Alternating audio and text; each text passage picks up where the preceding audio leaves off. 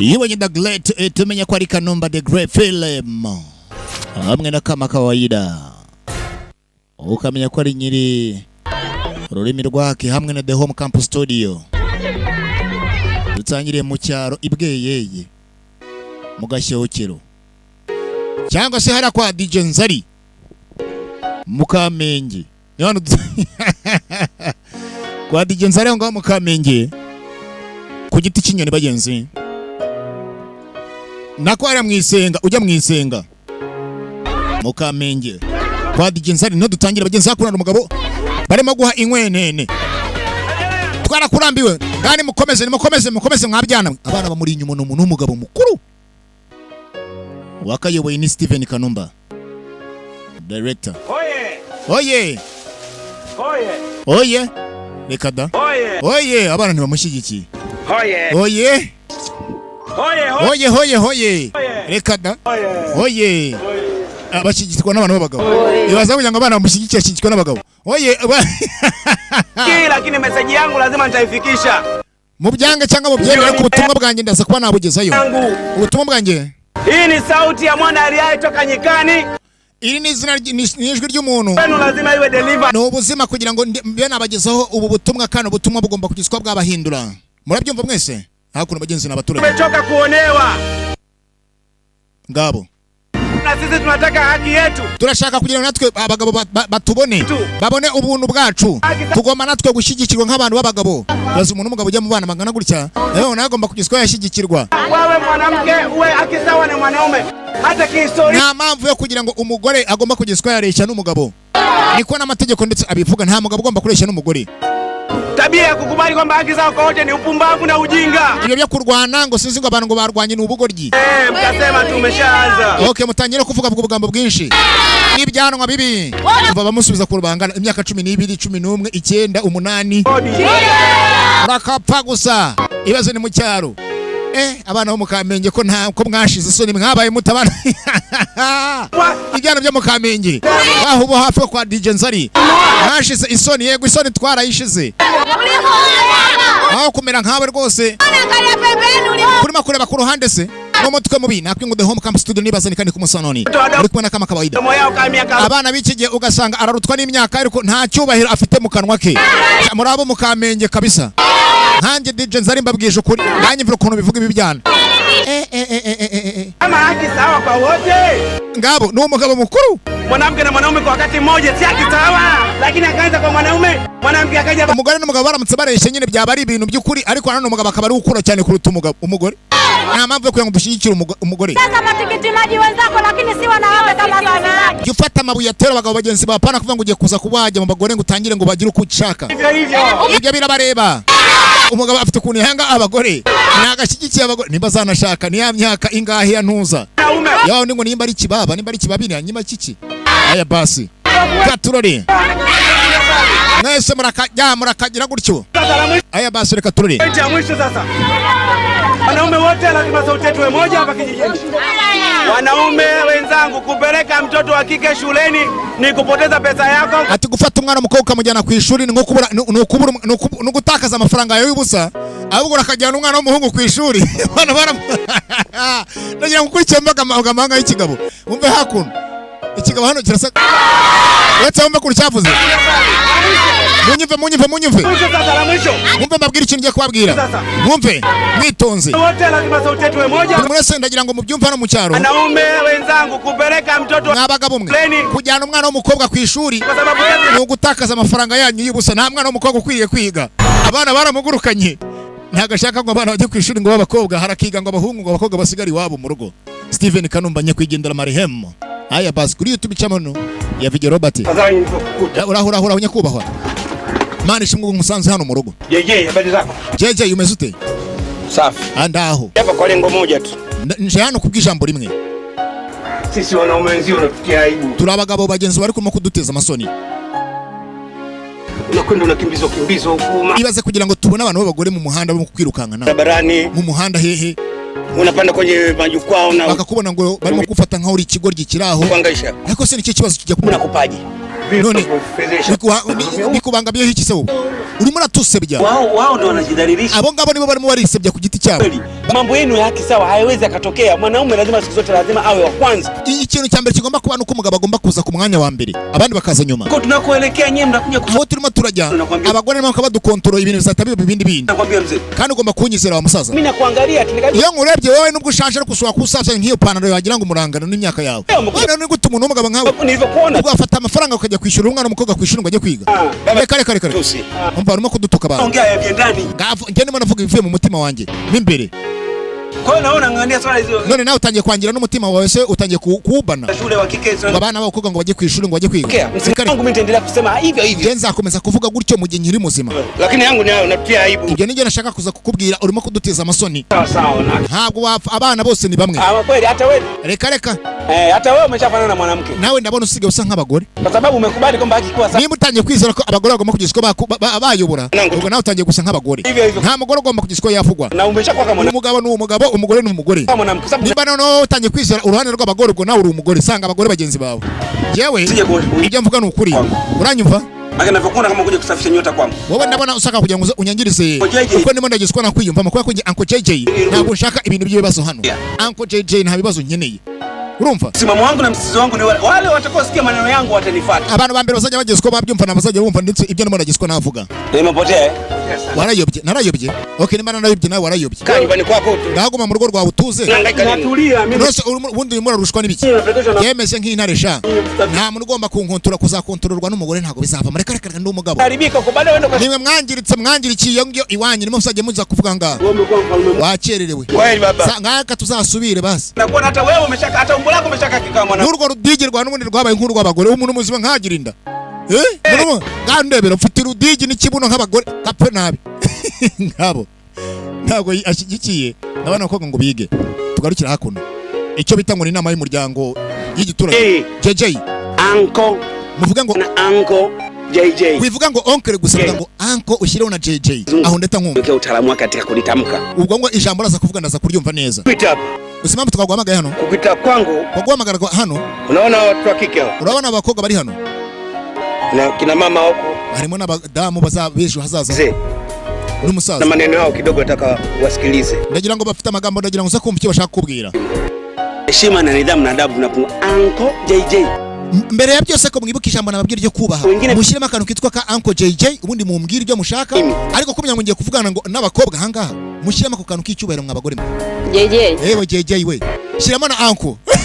Ikigoryi. Sasa ukandagira ngo kihanganire. Ntago ari kugira ngo ndetse bageze uvuga ngo umuntu amakugizwa gutubura. Unaniita mimi niongee nao. Niongee nao nini mimi? Vuga niki? Uncle JJ. Banyita Uncle JJ. Wumve? JJ. Uncle. Vuga na Uncle bana. Shyiramo na Uncle. Kileze kwa makini. Nyumva neza witonze. Kitendo unachotutendea sisi wanawake. Ibyo urimo kudukora twebwe abagore. Elewa kwamba sio kitendo kizuri. Umenye ko atari ibintu byiza. Ni kitendo cha aibu. Ni ikintu giteye amasoni. N'ikimwaro. Kabisa. Umeamua kumpeleka yule mtoto wa kiume shule. Wafashe umwanzuro kujyanura mwana w'umuhungu ku ishuri. Hakika ukamuacha. Umwana w'umukobwa wawe ukamusiga mu rugo. Kwamba unavojidanganya wewe kwenye. Uri muri beshya kugira ngo ufate umwana w'umuhungu mujyane ku ishuri umukobwa umusige mu rugo. Weka kwambia nani mtoto wa kike akisoma ni asala. Ese ninde wakubwiye ko umwana w'umukobwa namakagiye ku ishuri ari ikibazo? Yabari umuvumo. Kana tubwire. Tubwire tukumve se. Mubwire rata twebwe no twaramubwiye ngo kutwumva. Unamwambia kiustaarabu. Hamna kumlemba huyo. Nta kumubembereza abantu. Yigira umuntu wa hatari mu cyaro yigize umuntu wa karaka hajya he. Hariya ngo wanga abadamu ubundi se wavutse ku giti. Abwirwa nabonye. Sasa mva mwabakobwa mumva. Mkuja kumponda. Ese muje kuba mwamusobanurira cyangwa muje kuba mwamubwira ibya mumuboye. Agomba kubwirwa. Nta mpamvu byo kwirwa aduhagarika ntago bizavamo. Nabwirwe. Baje kumukoma bamukoma 12. Ujye mama ko ntagari byiza nimba nawe ushaka kugira ngo tumugufatanye turaguhambiranya nawe. Na abana bo mu miryogo. Hapa nini? Kurgira kwa DJ Nizo. Kwa DJ Niyo. Kwa DJ Nzari nako abanizo hariya. Wewe unaona aibu umeenda shule? None se wowe nimba nta soni ufite wagiye ku ishuri. Ubwo se warize ubundi wowe. Nawe ubwo ntigeze wiga. Simlaumu. Amjui mila zenu nyinyi, amjui mila zenu. Ntago mwamwiyizi. Nawe ubwo ntiwiyizi. Nawe ntutuzi. Wese uriyizi. Atiwa ndimu. Sasa ni umeze nk'indimu n'urusenda urushyiremo. Atongene na kiti. Aya basi. We mu cyaro nakapa gusa nta nukongera kumamagaza. uraza kugeza ko babibona ko kimeze. Arabakona umugabo ariko nta mikino. Aya basi Uncle JJ Uncle ni mugani wa Uncle Austin mwene gisurugari nta mikino. Gaturore Steven Kanumba film agafilme ko nake nibwo irimo gutangira abagenzi ndetse na nikama kawaida. Agafilme kisi Uncle JJ Part 1 igice cya mbere kuva muri The Home Camp Studio nko bisanzwe muri kumwe na Vigil Robert, Steven Kanumba, Kanifa Dawu ndetse n'abandi benshi. Story agakuru na ka Steven Kanumba nyakwigenderanya Marehemu niko babyita mu Kiswahili Marehemu. Hanyuma abana screen player wa kubise Uncle JJ. Hanyuma Zakayo Mangulo Faridi Uwezo n'umukameramani wabo kuva ku itangiro kugeza na magingo aya. Hanyuma Paul Isangi yabaye umwe editor yarakiditinze. Executive producer by Steven Kanumba n'ubundi. We yashoye amafaranga n'inkuru ibintu byose arazana. Tugarukira hakuno. Ni mu giturage. Yewe. Vande. Ni Pacho. Bwana kama alisema sana. Abagore barafuze cyane. Baraki. Abagore. Kimi miji maneno yote mchungu mwanamke ndio kuchunga mwanamke mwenzie. Urabona nyine umugore ameze nk'ubu kugezwa ku mugore mugeze kugira ngo nagira akagambo ko kugezwa yavuga. JJ aliwata ni hapa kila mmoja ananijua. Buri munsi ariko hano baranzi nka Uncle JJ. Kuniweka ariko ibyo bavuga ni ukuri. Kugira ngo bajye kumcugunya bambwira amagambo yose opfe kubura. Ukuntu kunisha agaciro kabisa. Kama una tofauti. Huko nawe urimo kugezwa bana itandukanye maho ngaho. Wale wenyewe wameenda shule wale. Ese bara abagore bagera gisiko bantu kabana kumvuga ibigambo bibi bo bagiye kwishuri ubundi barize. Kunyewe uri mtu uko mimi wewe utaka kujifunza hapa. Mesari cyo cyatumye ugerageza kubatandukanya ubundi Jennifer na Patrick. Siwezi kusomesha mtoto wa kike. Je, nago umwana w'umukobwa namujyana ku ishuri ngo ajye kwiga. Atatoweka kwangu mara moja. Amesema kudumu naye hata miaka 5. Umukobwa ntashobora kugezwa narira n'imyaka 5. Siwezi. Ejo umukobwa ntekereza ko ejo azarushinga akajya mu wundi muryango njye niwe najya kujyana ku ishuri. Mani. Hizo maneno ongea potofu zamani. Ndambwa ate magambo mo kugezwa agane na magambo ya kera. Kala kusoma kafaulu kala kuta mbungi kwa. Ndambwa ati umwana kwa yagerageza kuba yakwiga no kugezwa yajya ngo ahe hazaza n'ibintu bihabanye n'ibintu bitandukanye. Ikigoma korana kujyana abana ku ishuri. Abana bagomba kugezwa bakwiga. Tukapata maisha makijijwe. Hizo Pacho mbona unakuwa wewe kama ese Pacho ko nawe numva utagerageza kwasobanukirwa. Upande wangu sasa. Ubundi uruhande rumwe mbano mpuri ku ruhande rwanjye urundi mwumva utari ku ruhande rwanjye undi bite byawe. Ntago ari kugupinga ibyawe. Utari kuvuta utajua wewe. Aya basi Gaturore. Barakomeje bagenzi baraganira we na Pacho. Pacho naona unachanganya akili yako. Shika ndabona ibyo bintu bitangiye kugezwa byavanga ubwenge bwanjye. Reka ibyo myimbyihorere banze usoza amazi yawe arunzane n'ubundi narambiwe. Nasema yeye. Nyamara ryo ngubyo n'ukuri. Kule pale mimi siwezi kusomesha mtoto wa kike. Jewe ndabikubwira reka mbere ko mfa hano hantu. Ntago umwana w'umukobwa ngomba kumujyana ku ishuri ngo ajye kwiga. Ntago bizavamo. Ngaho. Iberehe mukamenge kwa DJ Nzari. Nya. Barakwereka hakuno. Wewe mtoto wewe na wa mwana wewe hii brain yako ina matatizo gani? Sinzi nimba ubwango bwawe bufite ubundi ibibazo bibi. Sio kwenda kwamba wakati napanda imboga nimba narakubwiye ngo mugezaje mba nahinza imboga zanjye nagomba kuzigendamo. Ni gute ushaka kuza mu mboga zanjye ugatangira kuzigendamo n'ibyo birenge byawe? Kabani yake. Uza agaciro kayo. Kanyaga. Nako nacyo nakandagiye. Imboga zikandagiye. Niba utakandagiye sura nakoze. Ubuye hakurya iriya. Kanyaga. Bakangera hanga none abana nakandagiye imboga. Mimi nakona wewe kila siku kuna. Buri munsi mbara ngo barimo kugezwa atambuka hano hantu. Uza gukandagira zino mboga zanjye. Izi mboga wabonye hanga ari umurima wase cyangwa wajye. Kilifu wewe akili yako wewe. Ngombe na umwana nimba nta bwenge ufite nzabashyira ku murongo. Yaani wewe mtoto ungekuwa yani ungeweza hata kubadilishana na mtu akanipatia hata ndizi nikaongeza. Byo bisa kuba bishoboka kuba nakuguranye n'umuntu akama igitoki nari bukirye kugira ngo ngire vitamine. Mwanaume. Wa muhungu we. Marabo jambo. Umeze neza mwana wanjye? Atumeze neza. Umetoka shule? Uvuye ku ishuri? Umesoma baba. Wize neza wa muhungu we. Genda sha wewe wize kabisa wewe wize. Basomesha mtoto wa kiume kwa manufaa baadaye. Iyo ugerageje kuba wakwigisha umwana w'umuhungu ejo ubona amaramuko. Ariko umwana w'umukobwa wapi? Uyu nawe atindashaka kujya ku ishuri. Anza kunibadilishia mada. Udashaka kuhindura ibitekerezo byanjye. Maka mada yetu ilikuwa jinsi kwa nini unakanya. Gutuma twagiye kwa twavugana nge nawe impamvu ukandagiye imboga hano. Ntabwo byo kuvuga ibyo ngibyo by'amashuri. Siko katika mudi ya kugombana na wewe. Ntabwo nshaka guterana n'amagambo. Mimi mwenyewe sitakugombana nawe. Nanjye sinshaka guterana n'amagambo nawe. Jibu. Urimo ratana nanjye ibisubizo bya nta kigenda. Tenda shule. Niryani nzajya ku ishuri. Shule wewe. We ku ishuri ntaho uzajya. Sababu gani? Kubera iki? Gani? Kubera iki? Nilishatoa sababu toka mwanzo. Impamvu narayikubiye kuva na mbere.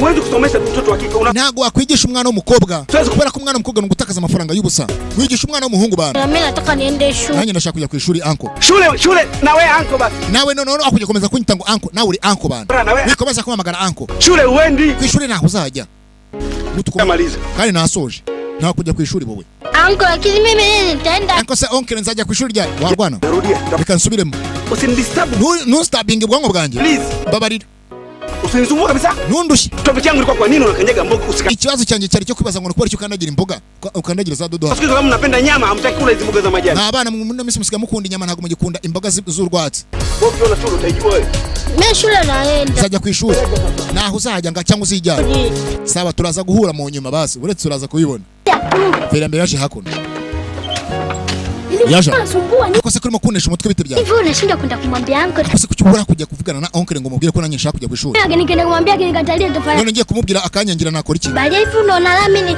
nikufagilia. ese urabona ngewe nishimiye kuzajya nza nkagukorera amasuku mahanga gusa nkagukuburira nkakumesera Nikukuta unaongea. nagusanze ariko urimo kuvugana na onkel hariya Sikiliza wewe nataka mimi. nari nzi ko mu by'ukuri ubwo yagutegaga amatwi yarugomba kubimubwira ndetse akakumva none numva ninjye agomba kumva yanze kumva wowe Sikiliza kwa sababu mwenzangu naenda shule. urambwa ati wowe ujya ku ishuri kandi ugomba kumubwira onkel akabyumva Wewe sababu unakuja na manati lako hiyo. wowe usigaye wibona umuntu uri aho ngaho gusa ufite n'inuza n'itopito uri aho ngaho gusa ubundi lati ubundi ni itopito amalati nawe utangiye kuzana ikiburi Fanya mjanja. utangiye kwigira umuntu w'umunyabwenge uretse muraza kubona mwebwe sha muraza kubibona aya basi onkel nagashaka kujyana umwana w'umukobwa ku ishuri mbona icha nikifanya mambo hii huo mwaka huu inaweza karibu barakwereka hakuno onkel we mu cyaro hali ya kuishi yizera icyaro akizera abahungu cyane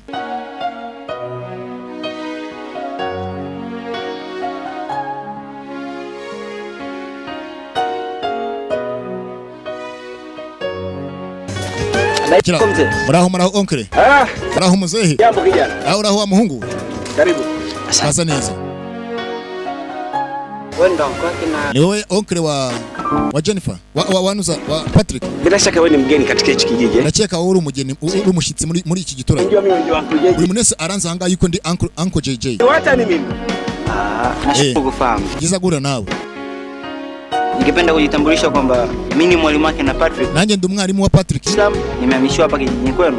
nigishaga muri Dar es Salaam ubu ni muri banga muri iki giturage cyane ongera sana wewe ndio kiza cyane shaka congratulations kabisa inazidi ni wowe urimo gutuma umuhungu wanjye zamura ubwenge bwinshi cyane ati yego araguseka cyangwa ngira fata hano ko ngashata felicitation kabisa nagushimiye none Kiachana nayo turekanye nibyo tapu kuhusu bijyanye yule nani ibinzanya ngani kubijyanye na mushiki wa nani mushiki wa Patrick Jennifer bamwitande Jennifer Jennifer ngo kasha kuja kufanya kwa yaje guteza akavuye ku ishuri hapana oya kuja kwa nta kibazo nkibe yigeze guteza ku ishuri atireka reka Jennifer ni dada yake na Patrick. ni mushiki wa Patrick Basi nimekuja kumwombea naye awe nanishe kuba namusabira ni kwetu. nimba nawe rwose yakoherezwa akaza ku ishuri kugira ngo yige nka Patrick aje gusabira umukobwa kandi aje gusabira umukobwa Ngumu sana kwa nje. none sinya ko biragoye cyane ra biragoye wewe umesema ni mgeni hapa harya yavuze ngo uri umushitsi muri iki giturage Jennifer anakuja kumwangalia kaka yake Patrick. Nose Jennifer umenye gute ndambwa ati nuko Jennifer ajya gakunda kuza kura Patrick ku ishuri Hatujamuingiza namushize mu ishuri atereka reka kabla hujaona. ntago twari kumushyira mu ishuri tutabanje kuvugana n'ababyeyi be Ili aanze shule. sitaki ndashaka kugira ngo naze ku ishuri ati ntabyo nshaka kubera iki ntabyo nshaka aza ku ishuri sababu sitaki impamvu ni yese kubera ko ntabyo nshaka kusomesha mtoto wa kike ni gute ushaka kuba watanga uburere ko uza ku mwana w'umukobwa ku ishuri ila nisaidia baadaye yule anaolewa kesho kutwa tu ndambwa ati umwana w'umukobwa imujyanye ku ishuri ejo azashaka umugabo arongorwe none ni gute nshaka kugezwa nakwanga gushyira umwana w'umuhungu mu ishuri kandi ejo azaba perezida w'igihugu sha atangire Pia na haki ya kusoma. alivyomo vya habari kitu gani afashe igihugu cy'ahazaza mtu anaanzisha cha kwake kusomesha umwana w'umukobwa reka reka Hapana mzee wangu. Sifanye hivyo. Naomba. yewe nanjye gusaba yuko nawe yajyana ku ishuri Hapana. hari umuntu wagutumye hano reka reka tena na aliyekutuma akakutuma kwa herufi wagutumye ushobora gusanga yagutumye nabi ntabantumye arabanza aramureba wakati unakuja ubwo wazaga ulikuja kwa njia hii winjiyemo hariya sibyo ni entrance hariya ni ukwinjira ile pale ni exit iriya ni exit iriya ni entrance iriya ni exit hariya ni ukwinjira hariya ni exit Iriya. bivuze ngo nimba winjira hariya hariya niho basohokera isohokera rero wigendera aramureba naho urabeho ile ni exit nakubwiye ngo iriya niyo basohokera hariya iriya ni exit kandi umugabo yatagiye kubwira gutyo ukabona yatangiye gufunga isura. Muone sura yake ka Fidodido. Reba kuntu igisura cye kimeze agira ngo ni Fidodido. Uje kugeza ko wangisha inama njye uje kungira inama. Nta soni. Igisura nk'icya Fidodido. Ni mtoto siku hizi jamani. Bwana biki gihe. Enzi za mkoloni bwana. Byo nibyo wanyu hakurgira uje kungira inama njye. Nta soni.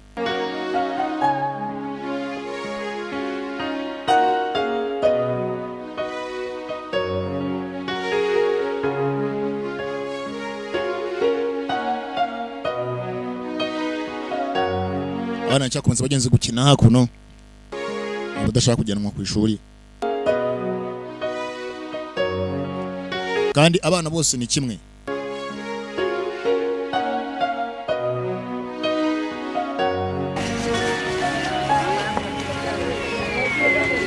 Pole Shade na mama nisikia. Ihangane birira. Hivi nyinyi. Birira. Nakubali kweli wazazi wenu wasiwapeleke shule. Ese mwebwe ababyeyi banyu nago babajya bajyana ku ishuri. Na mwendi shule. Ese kuki mutajya ku ishuri? Natwe rwose ababyeyi bacu kugira ngo tujyane ku ishuri ni ibibazo. Sasa abarimo gukinangana utwana tudukobwa twa nago twiga.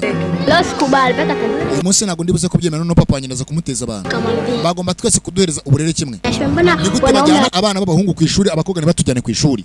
Ibi rero bagomba kugizwa bareba ukuntu nabo babihanirwa. Mwambie anko wangu kasema ati wasichana ibaze anko naramubwiye ngo kama miaka 18 wanaolewa. Namubwiye arambwiye ngo reka ngo abana bakobwa ngo bamashye kugira imyaka 18 ngo bararongorwa. Bahita bashaka abagabo bagasiga ba anko babo mu rugo. Kaka wangu kaenda kumwambia anaanza kusoma. Kaka wangu kaenda kumwambia naye Jerifa anataka kusoma, anko wangu kakataa. Sasa hapa leo tuliwe moja. Kila mtu twende kwa mzazi wake tukaombe tunataka kwenda shule. Mureka rero tujye kubwira ababyeyi bacu tubabwiye ko natwe dushaka kugezwa twajya ku ishuri. Ndio. Tunahakikisha wote tunaenda shule. Twese tugomba kugezwa twabihamya rwose kujya ku ishuri. Ngombe mama leo. Nanjye nabigira mama wanjye rwose uyu munsi bagomba kunjyana ku ishuri nta mpamvu yo kugira ngo bajye batubeshya. Ariko badukina. Kandi natwe turi abandi bana maye. Tugomba kujya ku ishuri maye. Ngayibaza twana tungana gutse mu myaka 10, 13, 2, 9. Aya basi reka turore. Bagomba kubwira ababyeyi babo ko nabo bakeneye kujya ku ishuri. Barakwereka hakuno onkre. Yongera kuhura n'uyu. Arareba avuye muri toilette. Avuye muri toilet. Aha. Umve. Kwa hiyo wewe mtoto, Wachana we. Umeamua kunifuata mpaka chooni. Urankurikiranye mpaka kuri wese. Yego. Wewe mtoto usiye na adabu. Wa mwana utagira uburere. Umeamua kunifuata. Unsanze muri wese ngewe. Nimekufuata kwa sababu nataka njue hatima yangu ya kusoma imefikia wapi. Ndashaka kumenya ngo ibyanyu bigeze byo kwanagira ku ishuri. Kugira ngo usange muri toilet ngiye kwikura muri wese. Umenifuata mimi unanitaka. None unsanze muri toilet se kugira ngo mbikubwire muri wese. Shule. Ndashaka kugira ngo njyane ku ishuri. Shule wendi. Ku ishuri ntaho uzajya. Sikupoteza mimi pesa zangu kusomesha mtoto wako. Ntabwo natakaza amafaranga yanjye kugira ngo njyane ku ishuri we nta bwenge ugira. Hata zamani mababu zetu bana mtoto. N'abasaza bakira baratubwiraga ngo abana b'abakobwa ntabwo bagomba kugizwa bajyanwa ku ishuri. Yaani mimi nimechoka kwenda asubuhi mchana jioni. Jewe ndumva narambiwe nyine kujya ku ishuri. Shule. Aha. Bashuti banje bajya ku ishuri. Na shule kawafufua wazazi wako makaburini kule. Kaje njya kuzura ababyeyi bahantu bashinguye mu bituro aho bari ubabwire bakujyana ku ishuri. Niwafufua mimi ndo niwafua. Ndio.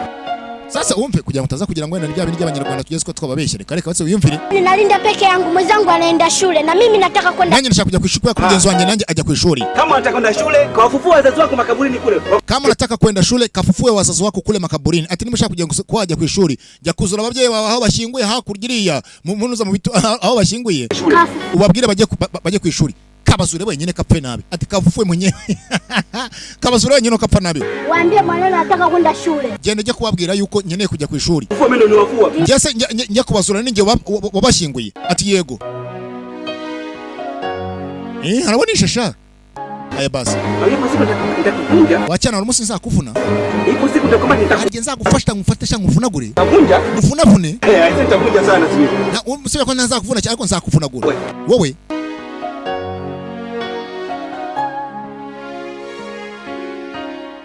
Anko sasa nimechoka. rero reka nkubwire onkire narambiwe. Kama na sasa hivi nitaongea. Natangiye kukurambirwa rwose wacyankuwe. Nakurambiwe. Wewe Jennifer sasa hivi unataka kufanya wewe loketo. Ushatse kumfata nka loketo. Unataka kufanya wewe loketo? Ushaka kumfata ngewe loketo. Ngire loketo. Haya loketo. Ngaho loketo we. Kora. Wenza kutushangaga na maneno na vitendo vyote. Abagenzi baba nyine bagushyiramo ibintu by'ibigambo upfuye kubona. Uje kumfatira ofuri zawe. Wewe unanipiga mkono mimi? Urashaka kugira ngo urwane nanjye elephant sha? Nagubona ko nge n'inzovu wowe. Kisisimizi wewe unipige bwana mimi tempo. Urumva warwana na wewe n'inzovu nasoni. Nje ni inzovu na nzovu igikuna na rushishi rukora ku nzovu. Uragashishi wowe. Kandi ngo ni uncle we. Ubwo uncle yashatse amwita nyine musaza wa banyina. Kuba karibu ukweli. We nakukubita urushyi we. Nakumena. Cyana gitoya nkawe gifite urutwe. Cyanje no kunkanga. Ko gisa gusa. Ni marawe unanifuata paka msalani. Warageze nawe unsanga no mu bwiherero nasoni. Vampire we. Wa vampire we. Vampire. Vampire we. Wa vampire. Kamenyera. Roketo we. Roketo.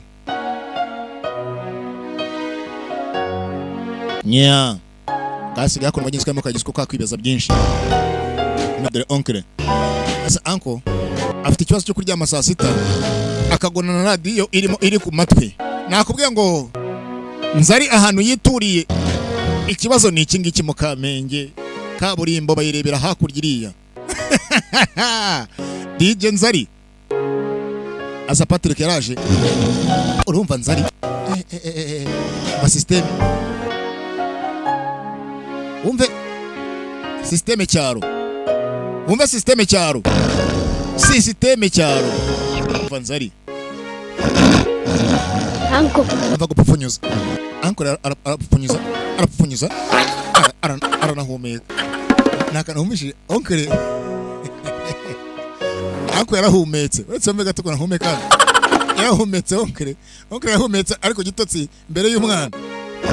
Uretse umve. Oncle. Uretse mbega guhumeka. Uncle. Arahumeka. Oncle. Oncle yarahumetse. Icyaro si ikintu. Hivi ni leye ndio unapiga malizima?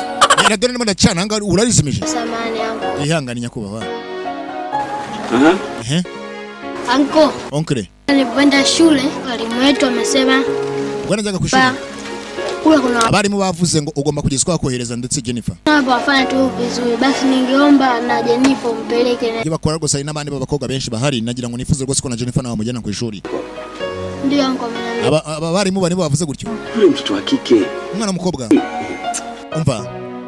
Hii Patrick unajua huyu mwenzako akifikia hata miaka 18 au. Nikamwambia Patrick kuri mugenzi wa namaka gisi myaka 18 uzichaza dukorera. Kama hivyo na anaanza kaja kutusaidia. Nabwo ati nashaka kudufasha nyamara myaka 18 ye. Ulivyokuwa ndani kwa mfano. Wari mnakora iki mimi ndani? Warimo nani mundiga? Wari muriga? Basi kaendelea kabisa. Bamba bari ukagenda ukajya gusoza amasomo yari muriga koko. Wabaye ndetse. Uje kuvugira mugenzi wawe ngo ajye ku ishuri. Byaramuyobeye ngo ajye kujya kwiga. Arajagahise. Arajagaye. Ndahafite arajaga. Chatu we. Hakuno yaje mu murima kuza guhinga. Usimcheze chatu sema wewe. Chatu we. Chatu yabaye chatu we. Kamanko. Mwanaume. Onchire mwa mugabo. Umerudi? Uratashisha. Kusensi vipi kama niko maeneo haya? Senze kabisa wamenye gute ko ndi hano. Namwe natambuka hariya. Ndi kumva ijwi ryawe. Urimo kugeza ko waririmba rwose niko nanjye kwita ntambuka nkaza hano hano. Mtoto la kike bwana ni Simba. Rwose urabona kugerageza kujyana umwana w'umuhungu ku ishuri rwose ni nko kohereza intare kabisa. Umwana w'umuhungu ni intare. Ishuri yameze gute ibizamini byari meze bwana. Kama kawaida yako. Ibizamini ngomba kugizwa na bitsinda kabisa. Ibyo ni nk'ibisanzwe papa. Ni kama kawaida. Ati nzaba nimero ya mbere kabisa nzatsinda. Giza cyane. Oncle. Ako ndashonje. Huyu ni Uncle JJ. Uncle JJ. Uncle JJ rwose akunda abahungu. Uncle JJ rwose akunda abana. Ndaje rwose ngerageza ko nagira ibintu nkutegurira. Kandi mbigutegurire ko bwawe. Komaho hano rero sasa. Kale wote au utangule kwanza kale wote. None se tugendere rimwe cyangwa uragenda ngusange. Tasubiri tupite na niyo kidogo kale utafuna. Tuanze tugira hano duca. Oya turaza kwaca mu nyuma turamutse tugarutse. Aya basi n'abaturage ni mu cyaro. Umuntu akusomesha. Urakigisha rwose umwana w'umuhungu. Kubera ko umwana w'umuhungu rwose ameze nk'intare. Kubera ko umwana w'umuhungu ugomba kugezwa wa murindo ko byashoboka kose kuba ko nawe ishobora kuzagira ikintu akumarira. Nawe umwana w'umukobwa ejo myaka 10 atangira kuzana abana mu rugo. Usanga kuzana n'imbyaro utamenye uziturutse. Atangiye kugucika ngo waramwigishije amafaranga y'agapfu busa. Imyumvire y'umugabo. Afite imyumvire yihariye. Utakula, sisi nimeshapika nimekwambia una wasiwasi gani? Urarya nakubwiye ngo wigira ikibazo. Ibyo birahari natetse. Bili uko Gaza naho ngaho udupura tubiri. Patrick Plat. Radio. Nitwa pura. Undi pura ni pla ikaba na pla na pura. Hari na pura zinzo. Kunishita. Na mapura mu mugani uhanuza wa wundi. Anzamuzana na karadio. Mataifa. Amaze numvisha amakuru. Numva aho bigeze kabisa numve kuri Kirese FM. Kuri Ogisitini ibyo amaje kugiswa yagezeho na mugenzi we yitwa Gatura. Ibyo bagezeho kabisa. Harya nawe mushiki wabo yitwa nde wa wundi yitwa ni Butemba. Bamwita Butemba sheja. Naba mwumve. Kuri Kirese FM. Ni radio yumvwa n'abantu bo mu cyaro. Kandi Gisitini umunsi ko yacuranze Gisitini uyu munsi yashizeho ku kariroke. Aya basi agiye kurira mu isafuriya. Onkre none se ibintu byo watetse indyo watetse ureba isafuriya yari yuzuye cyakura nta biryo birimo. Ibintu bikira what is this ibi ni iki? Onkre ibiryo byariwe babasujyamo ibishishwa. Nasha ibyo biryo Huyu mtoto. Uyu mwana Mimi nimepika chakula kabisa nimeunga na nyanya kabisa unaona nyanya nimekata. Ibiryo rwose nabyiteke nshyiramo n'inyanya. Jennifer sinzi noneho. Okay, Shanimba watetse ibishishwa. Mu chakula hamna. Nose nta biryo birimo. Chakula chote hadi nyanya zenye kala. Bivuze ngo ibiryo byose yabyara bifatara bimeramena sa arabirya cyangwa kuri bitaka. Cyana ni cyahe bundi. Okay, ndabwiriwe mvuye ku ishuri. Jennifer wewe mtoto wewe haki ya nani? Wewe mtoto na Jennifer mana yanjye. Wewe Jennifer. Muri Jennifer. Na urimo. Ayupo. Na uri hano hafi. She's not around. Mtoto kweli wewe ame. Yakusuye mwana. Ubundi kama mvua huyu. Uyu mwana yarabyawe cyangwa yamanutse nk'imvura. Na nyanya nimekatakata nimeongea. Ibyo bwanjye ibyo biryo nabitetse nshyiramo n'inyanya nkatakatamo ibitunguru n'ibyo byose. None nta kintu kirimo. Tuna shambani. Ubundi nyanya ni inyanya mu Kinyarwanda. No mu Giswahili ni inyanya.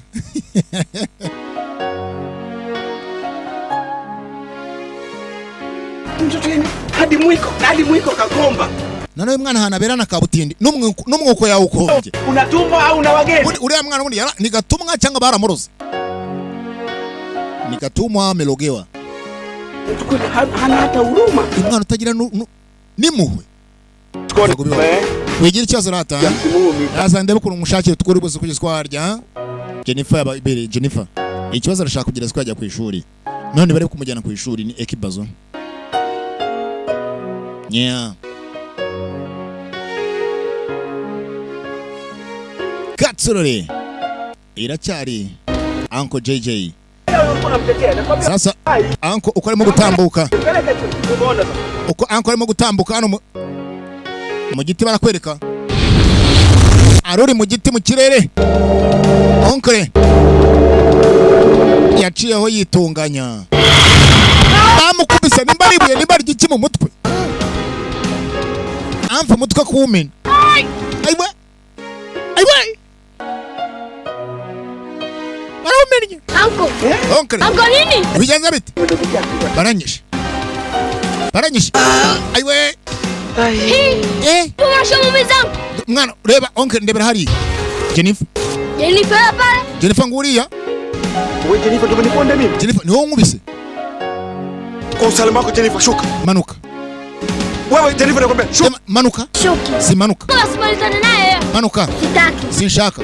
Wewe Jennifer kama mimi nakupandia sasa hivi ndio ninakulaani na maliza. Wa mwana kuba no ndakuvumya urakapfa urakagendesha amaguru urakapfa na urakagenda nabi. Shuka. Manuka. Si manuka. Fata huko kwa. Kanze ngusanga aho hejuru ahantu herereye. Hata kunitoa ubongo wa iki cyana cyashaka kugira ngo kingure mu bwongo na nisoni. Kanze ngisanga hara hejuru mbanze nyimene. Atarakata bamufatiye topito nibuye. Vayo. Alikwambia mimi nakuja kwa. Nindi kubuye ngo njaho ngaho. Sumbya ngo ugiye kuzanga. Misiji huko. Nago nzaho ngaho ndakwiyama. Kwa mimi sinapita. Reka ndimo nditambukira ndagiye. Misiji. Nago nzaho ngaho. Ay. Wonge. Bamweretse ibuye itopito si ikintu. Ntabwo nza. We Jennifer. Wisiga. Vayo. Nago nza. Nindi ari kuye ngo ndaza aho ngaho. Onkere. Ibyo birabaye gusa umutwe. Bari bawumennye. Umutwe barawukomanze barawumena.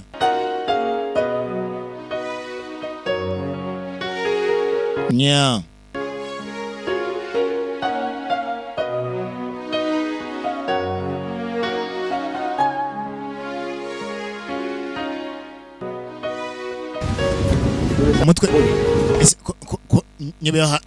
nibagiwe ahantu ayiwe ubongo tunaanza kusahau. ndumva umutwe wanjye wagira ngo ugiyemo ibisazi neza neza. Agiye kujya koga gaturore, agiye koga bagenzi sinzi. Akiraho agitereka amazi hakuno, hari wazanye ka gasenda kitwa kamurari, yagaseye neza arangije amenamo hakuno.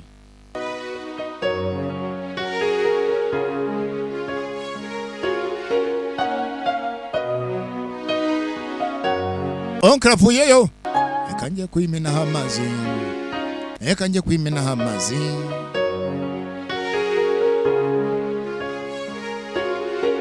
Angiye kuyimenaho amazi, onkra agiye kuyimenaho amazi. Yeah, atangiye koga. Aiwe yewe